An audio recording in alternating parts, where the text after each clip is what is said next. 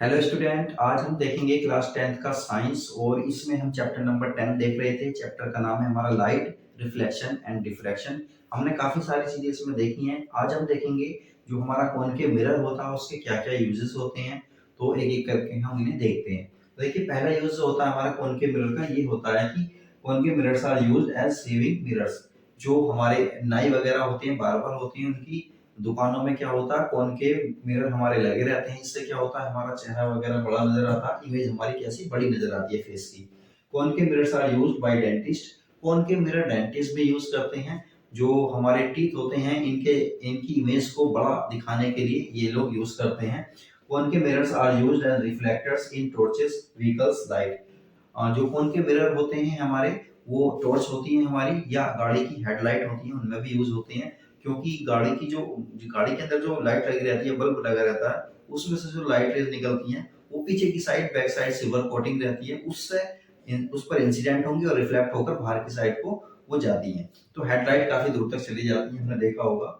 और उसके बाद जो है, concave mirrors are used as doctors head mirrors to focus light. Light को फोकस करने के लिए डॉक्टर का हेड में ये कॉनकेव मिरर टाइप में लगा रहता है। मतलब लाइट हमारी इंसिडेंट होगी और डॉक्टर के यहाँ पर इस तरह से लगा रहता है और ये कॉनकेव शेप में होता है। तो होगा क्या, लाइट रे जब इस पे इंसिडेंट होती है तो ये एक फोकस पर जाकर इंसिडेंट हो जाती है। इससे क्या होता है, डॉक्टर आसानी के साथ हमारे मुंह के अंदर या कहीं पर भी आसानी के साथ देख सकते हैं।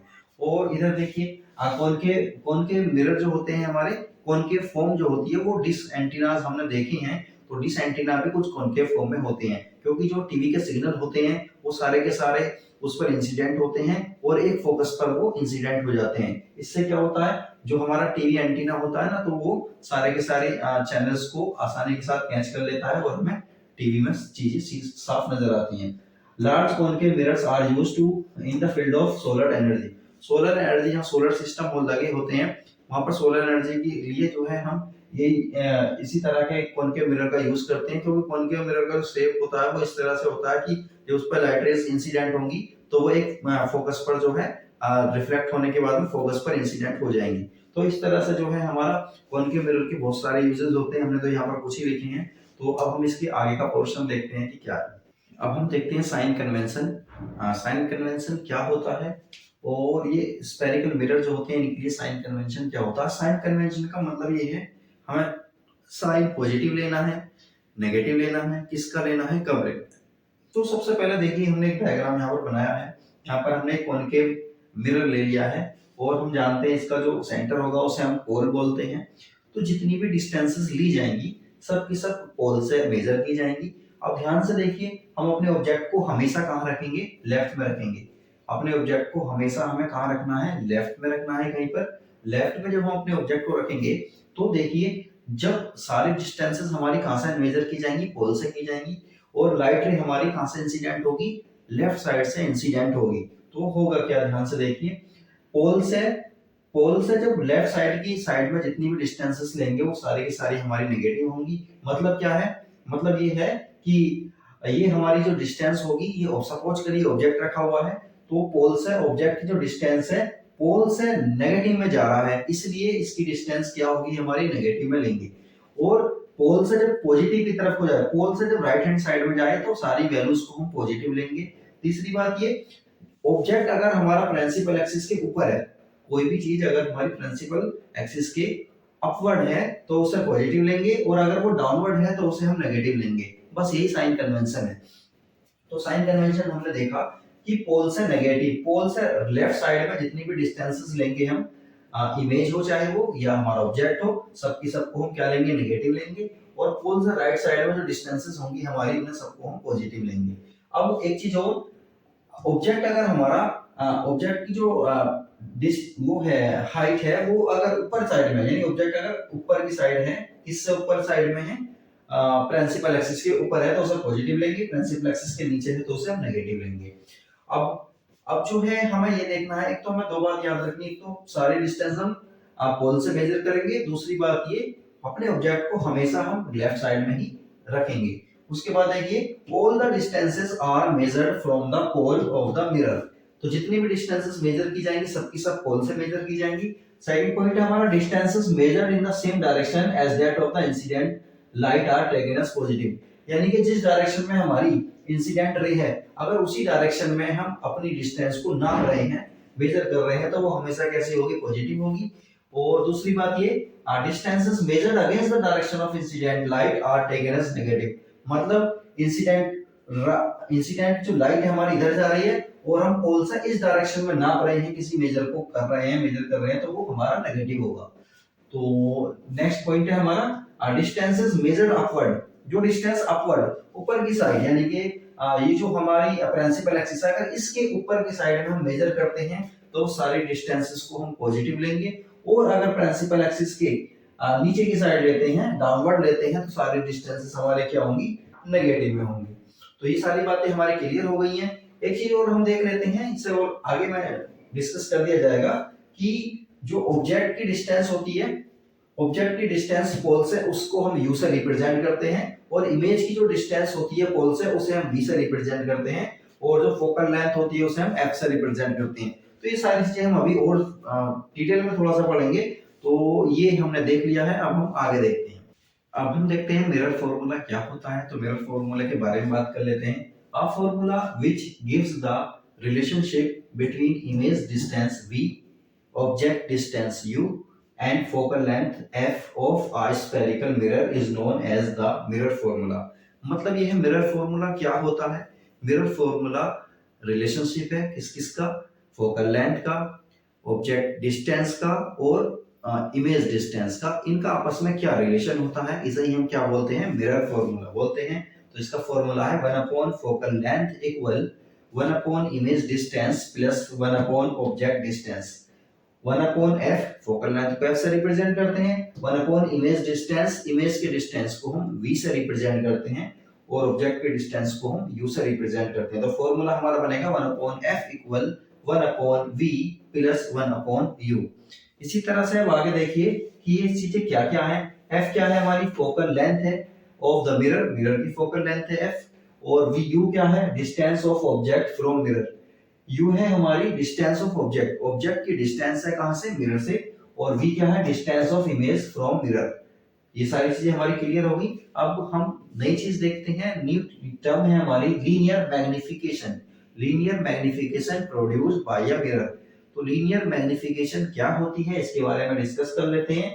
The ratio of the height of image to the height of object is known as linear magnification. तो लीनियर मैग्निफिकेशन क्या है, रेशो है, किस किस का रेशो है, इमेज डिस्टेंस का, इमेज हाइट का, पहला इमेज हाइट का और ऑब्जेक्ट हाइट का। तो मैग्निफिकेशन का फॉर्मूला होता है height upon height of image upon height of object. Linear magnification को हम m से रिप्रेजेंट करते हैं, हाइट ऑफ इमेज हमारी s2 है, हाइट ऑफ ऑब्जेक्ट हमारी h1 है। इसे मैंने यहाँ पर भी लिखकर दिखा दिया है। m क्या है, मैग्निफिकेशन है, और s2 क्या है, हाइट ऑफ इमेज है, और h1 क्या है, हाइट ऑफ ऑब्जेक्ट है। इस चीज को हम दूसरी फॉर्म में भी देखते हैं। तो यहाँ पर हमारा डिस्टेंस आएगी, हमारी ऑब्जेक्ट की डिस्टेंस आएगी नीचे, ऑब्जेक्ट की डिस्टेंस मतलब u नीचे आएगा, और जो है हमारी इमेज की जो डिस्टेंस है वो ऊपर आएगी, और माइनस का साइन आ जाता है। मैग्निफिकेशन को हम डिस्टेंस की फॉर्म में भी अभी देखते हैं। तो हमने देखा जो लीनियर मैग्निफिकेशन होती है हमारी, वो हाइट की फॉर्म में होती है, और इसका लीनियर मैग्निफिकेशन का दूसरा फॉर्मूला होता है हमारा, देखिए, linear magnification produced by a mirror is equal to the ratio of, किसके रेशियो के इक्वल होती है, of the image distance to the object distance, यानी इमेज डिस्टेंस और ऑब्जेक्ट डिस्टेंस की रेशियो के इक्वल होती है ये लीनियर मैग्निफिकेशन, और इसमें एक माइनस का साइन भी आता है।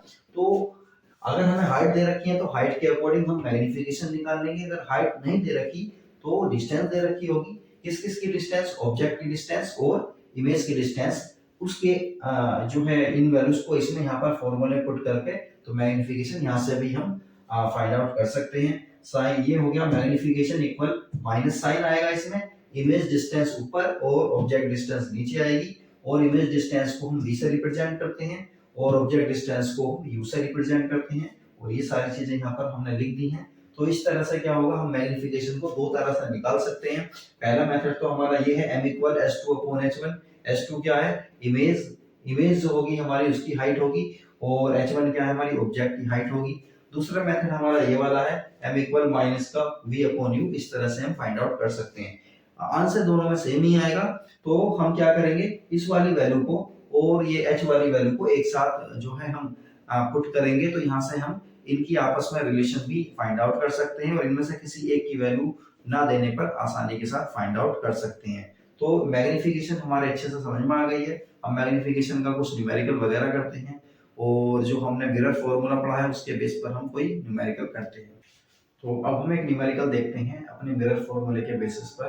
तो न्यूमेरिकल है हमारा find the size, nature and position of image. हमें क्या क्या बताना, साइज बताना है, नेचर बताना है एंड पोजीशन ऑफ इमेज, और इमेज की पोजीशन बतानी है। Formed when an object of size 1 metre 1 centimetre, 1 centimetre मतलब ऑब्जेक्ट की जो हाइट है हमें वो दे दी गई है, मतलब h1 की वैल्यू हमें पता चल गया है। Placed at a distance of 15 centimetre, जो 15 सेंटीमीटर दूर रखी हुई है, मतलब हमें u की वैल्यू पता चल गई है from a concave mirror, concave mirror से। तो कॉनकेव मिरर भी पता चल गया हमें कॉनकेव मिरर है, और उसके बाद और फोकल लेंथ 10 सेंटीमीटर। तो इसकी फोकल लेंथ हमें कितनी दी हुई है, कॉनकेव मिरर की 10 सेंटीमीटर दी हुई है।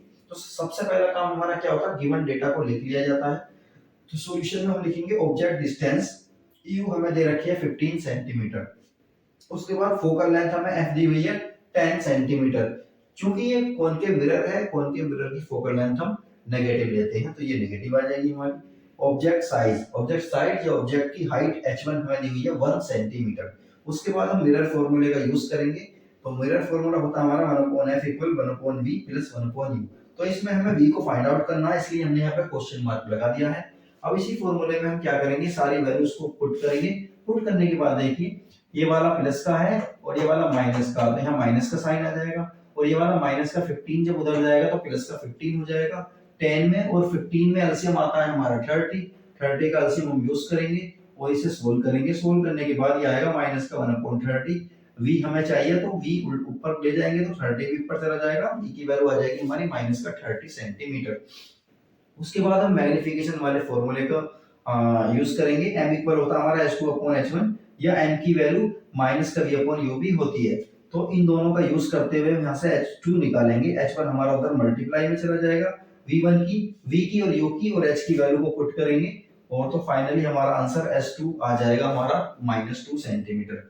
तो सारी वैल्यूज इसके अंदर आ चुकी हैं। इसी तरह से बहुत सारे न्यूमेरिकल हम कर सकते हैं। तो ये हमारा जो है क्लियर हो चुका है।